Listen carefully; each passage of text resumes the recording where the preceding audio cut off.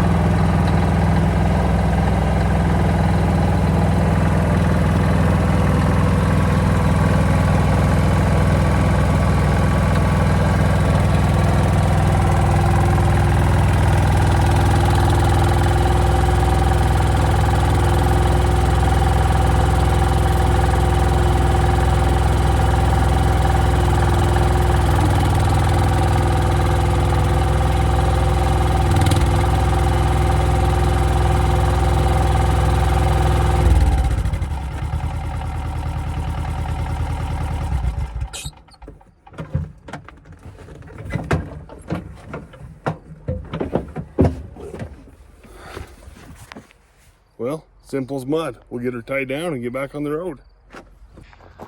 All right, we got the old mini loaded in the back of the truck. It's pretty simple, lots of room in there. I think that's gonna work out just fine.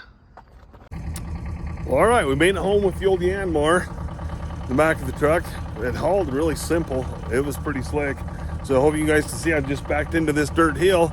I think I can just walk it right off that truck. Should be simple as mud. Nothing's easy as it sounds, though, is it? So we'll give it a try.